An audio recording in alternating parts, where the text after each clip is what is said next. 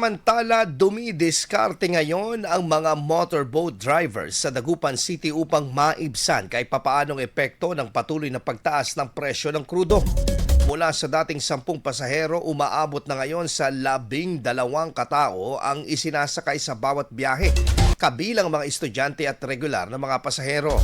Ayon sa mga driver ng motorbangka, napipilitan silang magdagdag ng pasahero dahil wala pang abiso ng pagtaas ng pamasahe. Nananatili pa rin sa 15 pesos ang pamasahe ng mga estudyante at 25 pesos naman para sa mga regular na pasahero. Dahil dito, umaabot na sa humigit kumulang na 300 pesos ang kita kada biyahe kung ikukumpara sa dating 250 pesos lamang. Tumatagal ng halos 30 minuto ang bawat biyahe mula Barangay Salapingaw hanggang Barangay Magsaysay or hanggang sa Magsaysay Public Market na nagsisimula alas 5 ng umaga at natatapos hanggang alas 8 ng gabi.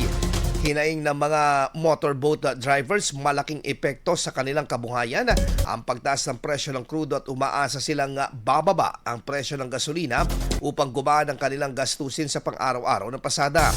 Sa kabila nito, nagpapasalamat pa rin ang mga driver ng motorbangka dahil marami pa rin silang pasahero, lalo na yung mga nagtatrabaho at nag-aaral sa bayan. IFM News. IFM News. IFM News.